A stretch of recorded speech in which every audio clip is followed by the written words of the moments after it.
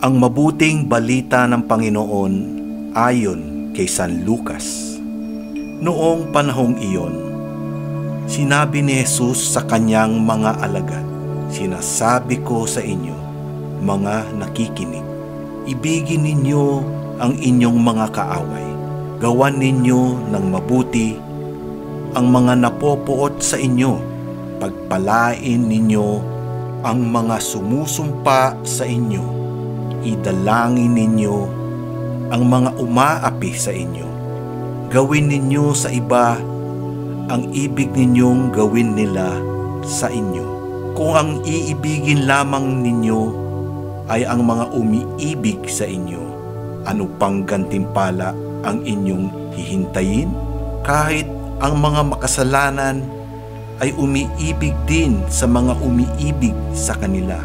Sa halip, ibigin ninyo ang inyong mga kaaway at gawan ninyo sila ng mabuti. Magpahiram kayo na hindi umaasa ng anumang kabayaran.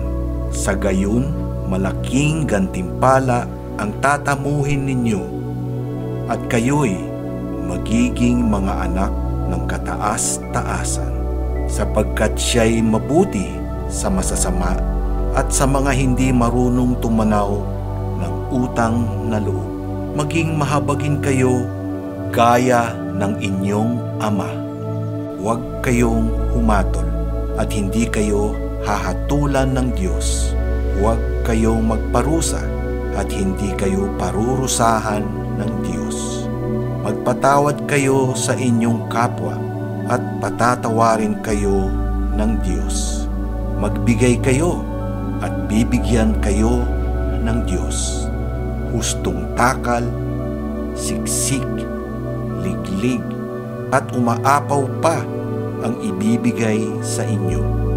Sapagkat ang takalang ginagamit ninyo sa iba ay siya ring gagamitin ng Diyos sa inyo. Ang mabuting balita ng Panginoon. Pinupuri ka namin, Panginoong Hesukristo. Ngunit sinasabi ko sa inyong mga nakikinig, mahalin ninyo ang inyong mga kaaway. Parang imposible yatang mahalin ng kaaway. Kaakibat ng pagmamahal ay pagpapatawad. Paano mo mapapatawad ang pumatay sa kapatid o anak mo?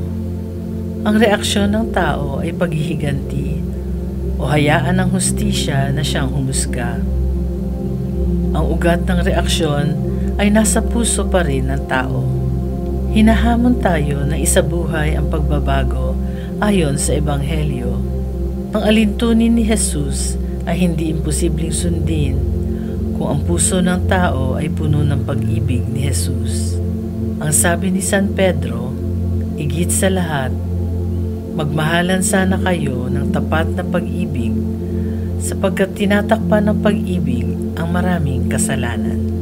Ito ang diwa at laman ng mga turo ni Jesus na ang tao ay patuloy pa rin gumagawa ng kabutihan sa kanyang kaaway kahit na ito ay mahirap gawin.